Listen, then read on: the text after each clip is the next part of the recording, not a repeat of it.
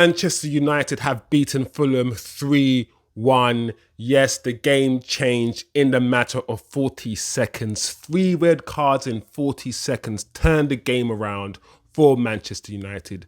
In the end, 2 goals from Bruno Fernandes and 1 goal from Sabitzer cancelled out Mitrovic's first goal.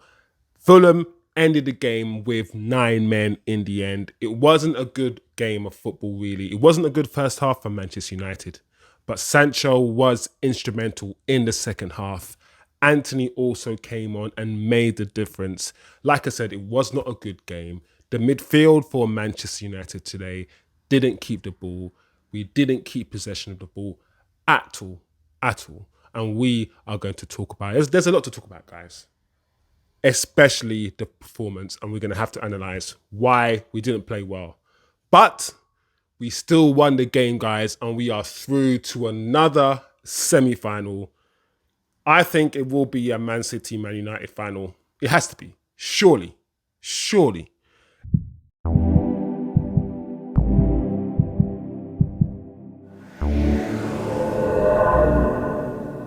If you're not...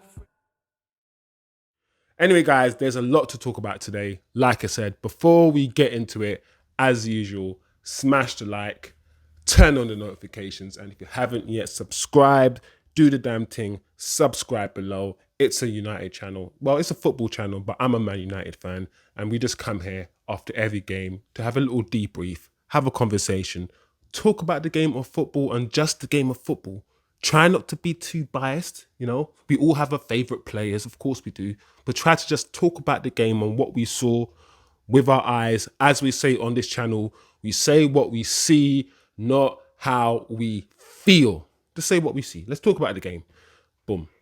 The team changed. And when I saw the change in the midfield, guys, I knew today was going to be one of those games. We're going to be scrappy. It was going to be sloppy.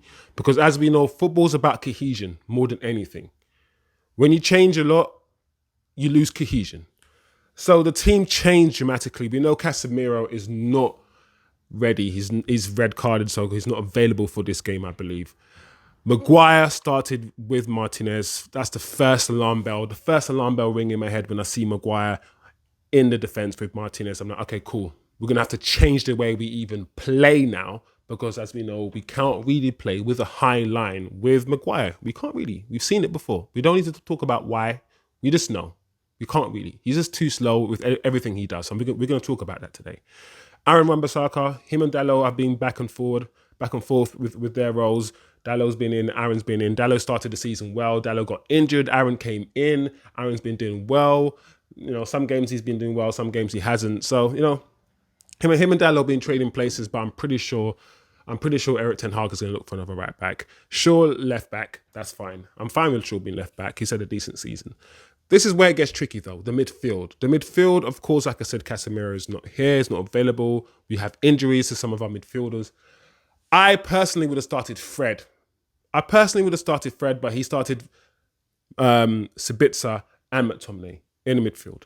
The problem with that is neither of them are number 6s, and I know Fred is still not a number 6, but both McTominay's problem for me is inability. He's not good on the ball. McTominay's not that good on the ball.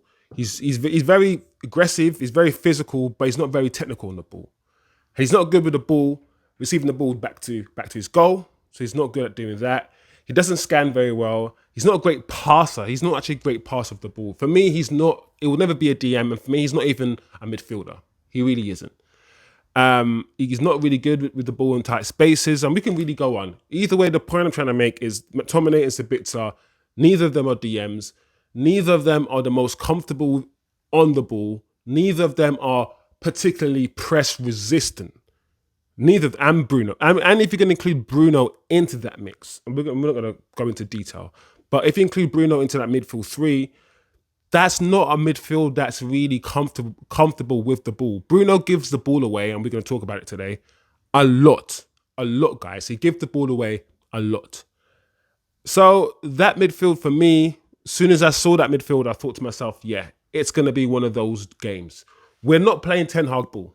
We're not playing anywhere near Ten Hag ball. Ten Hag knows this. This is more like an Ole Gunnar Solskjaer team. We had Sancho on the left, Weghorst down the middle. So we had Sancho on the right, Weghorst down the middle, Rashford on the left. Fine. Fulham started. Let's talk about the game now. That was the lineup. Tell me, guys, what do you guys think of the lineup, first of all? Let me know what you guys think of the lineup, because I've given you my opinion of the lineup. I think Fred should have played, perhaps instead of McTominay. I understand why McTominay played, but, for me, Fred and Sabitzer, it's tried. It didn't work amazingly well, but at least we've seen it. I would have started that. But it is what it is. Anyway, let's talk about the actual game, the way I saw it and how I saw it. I'm going to say how I see, not how I feel. Fulham started the game better than United, and I've said this many times on this channel. United start the games well in terms of monopolizing possession. We don't start the game intensely, and we don't play one-touch football very well. We don't start the game by applying intense amount of pressure and by pressing really hard. We don't do that. And once again, today was no different. Today was no different. Fulham, when they had it at the back, within the first 2, 3, 4 minutes, we weren't pressing them. They were passing it around. They settled so quickly, so much quicker than us at Old Trafford. And it's a pattern that keeps seeing, and we need to solve it very quickly. The midfield, within the first 15 minutes, I noticed our midfield were not looking for the ball. Our defenders would have it. McTominay will be hiding. He won't be moving around. You know the way that Casemiro, and we've all seen this, and if you haven't seen this, you should notice this about Casemiro, in my opinion. Most DMs, sometimes, if they can't receive the ball, they sometimes drop in defence. Make it a back three to receive the ball from the goalkeeper, just to get a touch sometimes and give it back. Scott McTominay will never do that. But the point is, within the first 10 minutes of the game, our midfield weren't making themselves available. So yes, I'm going to talk about the defence as well.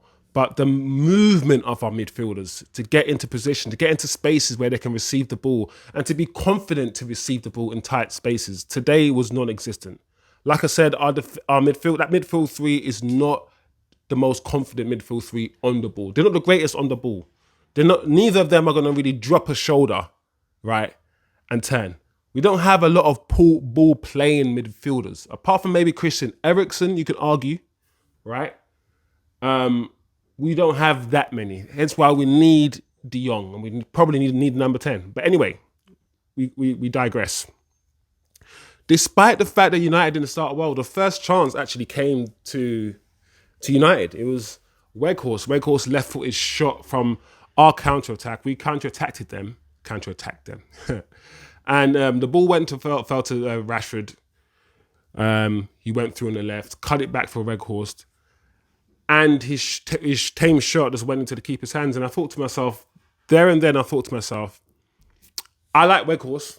Let's sidetrack for a second. I'm going to comment on Weghorst just now. I like Weghorst. I like what he's done. I like his work rate. I like his contribution to the team. But we in this country have a love, an over passion, if you're going to call it that, for people who work hard that don't really have a lot of talent. We praise a lot of people that are talentless because they work hard and they run around. Listen, you can play football without running around. You can just keep the ball and just pass people off the pitch. That way you don't need to players that run around. There's different ways to play football. Because you play football, football is played a certain way. We praise sometimes certain things that we shouldn't praise as much. It's good to work hard, but I want quality, and quality is important. Quality is more important than working hard. Well, you need to work hard, of course you do.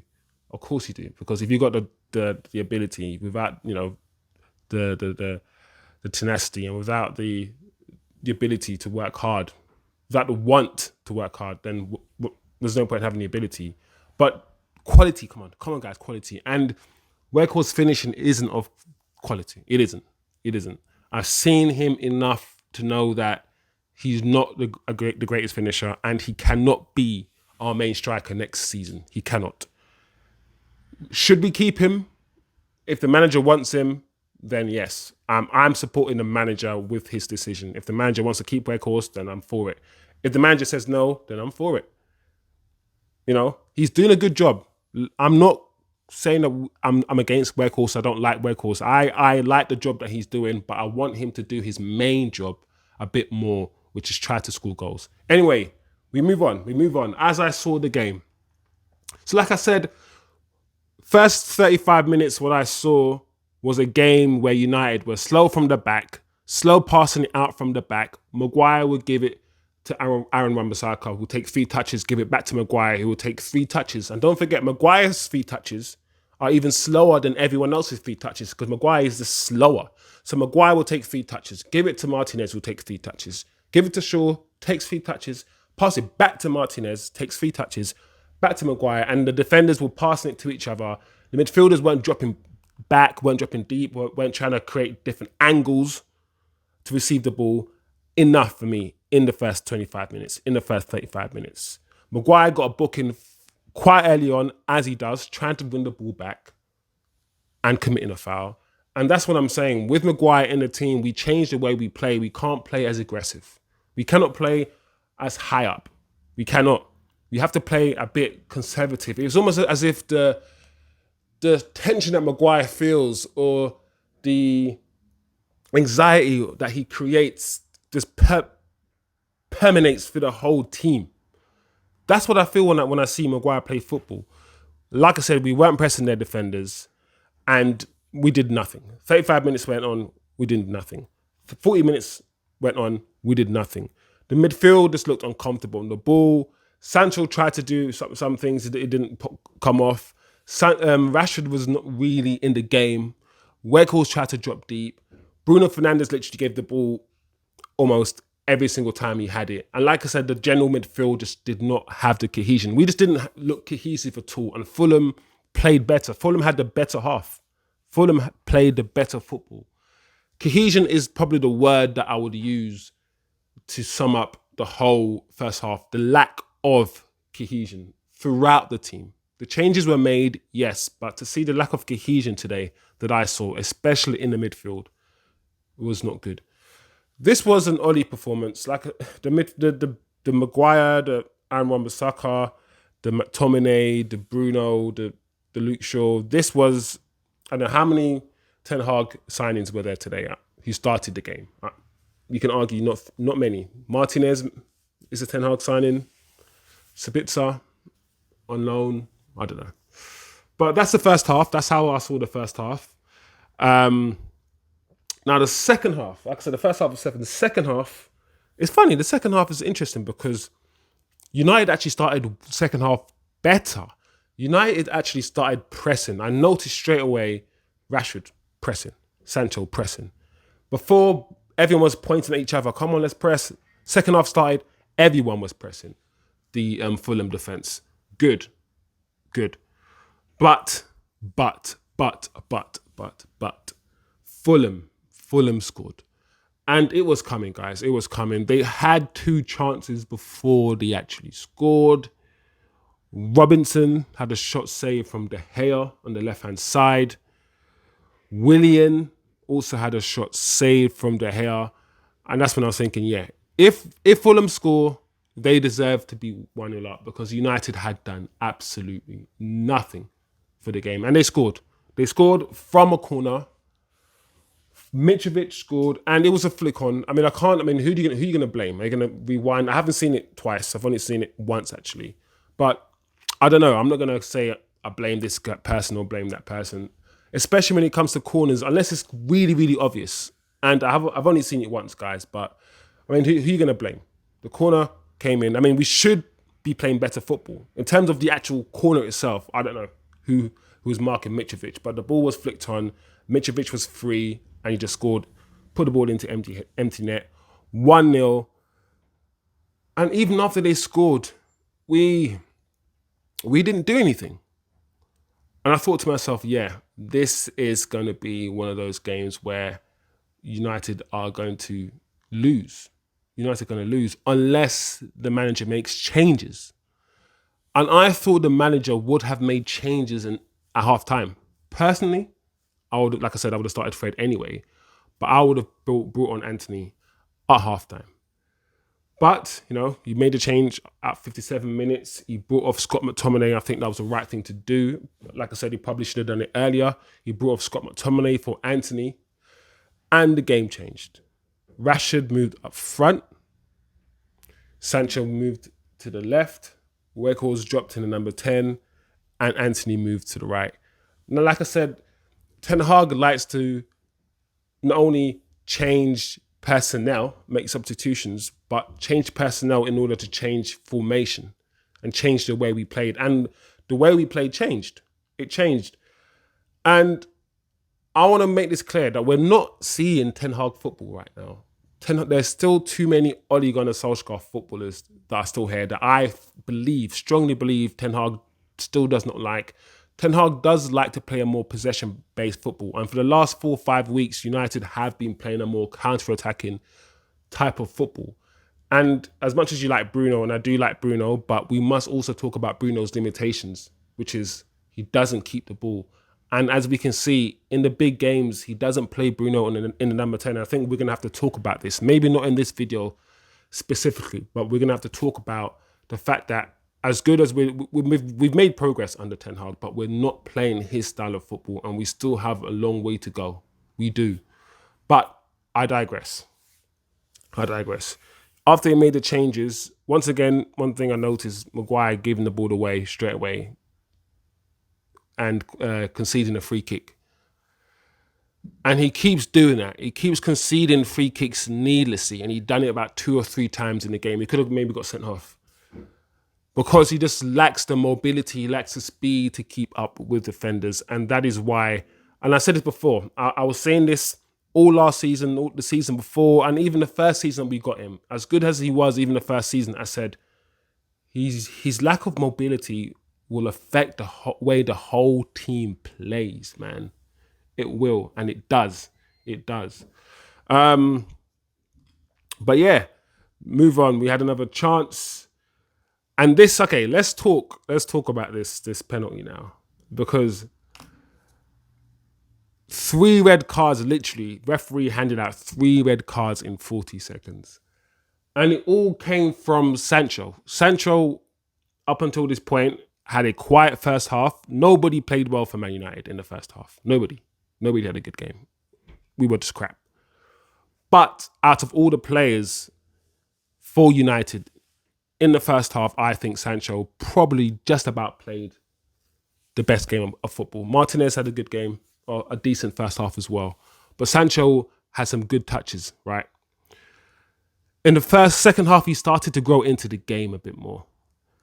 And the Antony coming on the pitch, hogging the right-hand side, not coming in, not drifting in as much. He still does. Antony does cut in a lot onto his left foot. That's the way he plays. But at least when Antony came on, he hogged the right-hand side. He hogged the touchline. He stretched the pitch. And the break came from Antony's side. Gave it to Sancho. Sancho, for me, probably could have shot straight away, but his intelligence and his composure made him cut the ball back. He shot. And, I mean, it was a blatant handball. I don't even know why we had to refer to VAR. It was so ridiculous. I think in those situations, the guy who's back wherever he is looking at the replay should just go back to the referee and say, listen, referee, it's a penalty. Let's move on. Why does he need to look at it? But anyway, he looked at it, gave the penalty. Great. This was it. This was the. Listen, I don't even know what was said or what was going on. But my man went to the VAR. And Marco Silva, I don't like. How do you get sent off? What do you need to say to the referee to get sent off? Like, what do you need to say to him as a manager? Because he went over to the referee, said something to the referee, and the referee gave him a red card. So what's he like? What do you say? You effing cheater? You're a sellout. It's never a penalty. You effing piece of what are you doing? Like, so that was crazy. I didn't even at the time I didn't even know who the referee sent off. I didn't know. I thought, who's he sent? Was it a coach? I have no idea. And then Mitrovic, this guy thought the referee was a WWE referee. I'm like, bro, what you doing? Why you put this guy? Lost his damn head, started pushing the referee. Red card. That's 2. And of course, Willian denied the goal scoring. I think, denied the goal scoring opportunity, and we handballed it. So that's a straight red. So I'm just thinking to myself, is this how you guys want to give us the game? You guys have played well. You guys have played really well today. We don't deserve anything out of this game, but you guys want to just give it to us, just like this. Like what? Okay, cool. We'll take it. Thank you, Fulham, for your service. So that's what I saw. I don't know what happened to Fulham today, but they just capitulated. They caved in, like, I don't know. But thank you, Bruno. Even though he had a shit game today, scored the penalty. Then Sabitzer, literally 20 seconds later, 30 seconds later, once again, Sancho, instrumental in the goal. And this is the thing about Sancho. There's a lot of people who don't understand football because all they do is sit around and they don't watch the game the way we watch it. They sit and just wait for a goal to go in. And I know while we're all waiting for a goal to go in, we're still watching the game while we are waiting for a goal to be scored. We're still analysing to see what happens, right? And some people just don't appreciate certain types of footballers. They appreciate guys with pace and power who can isolate a man and just skip past a guy. But they don't appreciate sort of intelligent footballers who want to pass and move and do 1-2s and who can play against low blocks, who might not have the pace, might not have powers, but they have the IQ. Like, once we start playing Ten Hag football, which is about patience as well and rotating, the way that Man City play, rotating the ball, keeping possession, you're going to start to see the best out of guys like Sancho and Antony. You will. This hybrid football that we're playing, that's a mixture of like Ten Hag and sort of Oli, counter-attack football with sort of Bruno and Rashford, and just play the ball over the top to Rashford sort of football. It suits Rashford right now. It does. It suits him, and he's playing really well. All I'm saying to you guys is don't be afraid and don't be surprised that once we start evolving the way we play, it might start suiting other footballers, and other footballers that are not playing well now we might get phased out the team eventually. Make sure your minds, our brains are malleable and we can appreciate all of these possibilities, because most football fans are very rigid in the way they say football, in the way they see football, So back to Sancho. Sancho had a good game, especially in the second half. He woke up. Everything he did was good. His perfectly weighted ball to Shaw. And this is why I think Ten Hag wants to play Sancho in the number 10 position eventually. Because when you think of the number 10s in the world, the Neymars, the Messis, the Eden Hazards, these are all natural number 10s. All of them can dribble. The João Felixes, the natural number 10s of these worlds, the playmakers, the David Silvas, the Juan Matas. The natural number 10s are the playmakers, the guys who can drop a shoulder, run at their defenders, who can dribble with the ball, carry the ball, use both feet, perfectly weighted passes. I'm not saying Sancho has all of those perfectly at the moment, but he's got a lot of those qualities already. And if he refines them, he can play in that position. And I get why. And also, importantly, all of those players I've mentioned, those great number 10s, they retain possession of the ball. They don't lose the ball. Sancho's stat today was 90% possession. My Lord, 90%. He doesn't give the ball back to the opposition. Do you know how effective you are as a footballer if you do not give the ball back to your opposition? You always give the ball to your teammate. And you're involved with 2 of the goals that I scored today. So I'm going to make sure in this channel we are not biased. We just say what we see. And what we saw today, maybe not in the first half, but definitely in the second half, was a Jadon Sancho that woke up. Bruno scored. Sabitzer's goal was really good as well. I'm really happy for Sabitzer. He's got a really strong, powerful shot on him. I think we need to get him in positions where he can shoot a bit more. I think he wants to shoot and he does shoot a lot. I don't know if we're gonna keep Sabitzer, because we've got Eriksen. We do have midfielders, but they're just injured.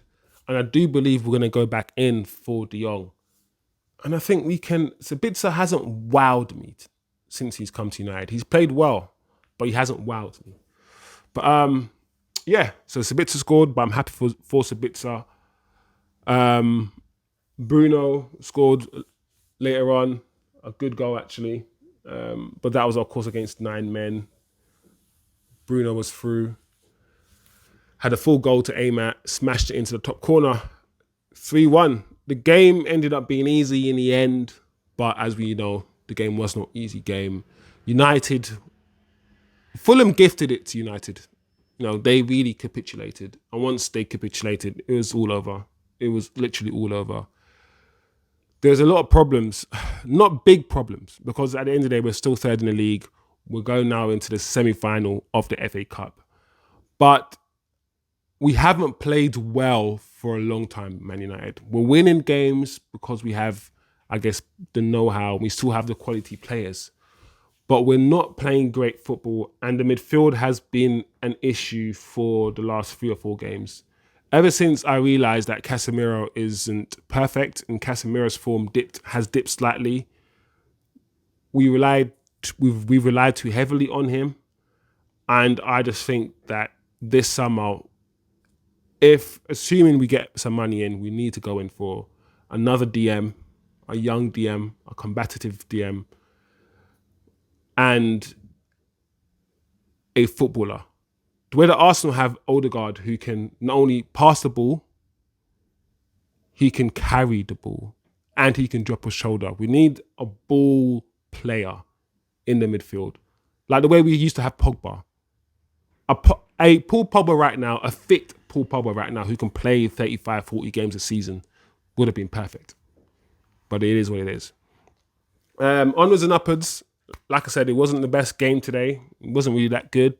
But United won in the end and are through to another semi-final. Tell me if I'm wrong, guys. I think it is a semi-final. Yeah, through to another semi-final. So good. Be happy on a Sunday. Smile. Who was my man of the match today? I'm going to give it to Jadon today. I know Bruno scored the 2 goals today, but other than the 2 goals that Bruno scored today, he was shocking. And I think I read a stat that he had 58% possession. And Bruno, he's like Marmite. He's one of those players. Everyone sees football in a different way, right? And while I appreciate Bruno's numbers and I appreciate Bruno's stats and I appreciate what he's done for United, what he continues to do for United, the way he plays football is not my cup of tea. He's more of a, I would say, percentage footballer. There's loads of percentage footballers in our team. I think Rashford is also a sort of percentage confident footballer. He just does the same thing over and over again, and eventually, one of the times, it will succeed. Like Bruno will keep doing the same thing over and over again, and eventually, one of the times he does it, it will work. That's the sort of footballer he is. I prefer more calculated footballer. I prefer a footballer who is more deliberate with what he does. Like, I'm not going to always spam a crossing. I'm not always going to force this pass. If this pass is not on, I'm going to keep the ball and make sure I have 90% possession. Because there's a myth for some reason. I don't know where it came from. It's a myth that the reason why you have less possession is because you try hard to create chances. And I'm like, no, that's a myth. Because like I said, all the number 10s that I've said to you, whether it's Ronaldinho, whether it's Hazard, whoever the number 10 is, you can still create chances and keep the ball. There is no trade-off. It's about the decisions you make. It's about knowing when to release the ball and when to make a pass or when not to. Not every pass is on. Like IQ, football and IQ is about knowing when to pass and when not to pass also. It's both. When to keep the ball and when not to. It's both, not just one way, And we must understand that. So I think the team still needs surgery to play the Ten Hag way, but we are on our way. We can't overly complain because as much as I'm being critical, and I am being critical right now, I also understand that this team has made great progress under Ten Hag this season. Great progress. And the players have improved. Bruno has improved. Rashford has improved. A lot of the players that I criticised last season have improved and will continue to improve, no doubt. So onwards and upwards, semi-final. I'm now being conscious, or at least being wary of the Premier League now. We must get back on the Premier League. We must get back on that. But yeah, be happy, guys. Let's go. What was your man of the match? What did you guys think of the game? What do you guys think of my analysis? Yeah. Who do you guys think we need in the summer? We're getting to that point where we're going to have to start talking and start having those sort of conversations here on this channel. But yeah, let's go. Onwards and upwards. Let me know what you guys think, man. Comment below. Give me some education as well. Let me know what you thought of the game from your perspective so I can learn. If there's anything, you spotted that you want to let me know, give it to me, man. Let's start some sort of dialogue here. I'm open, to have any kind of conversation. So let me know, guys. Hope you enjoyed the show. Like, share, subscribe, turn on notifications and all of that jazz. And I'll see you guys next time. Peace. If you're not free.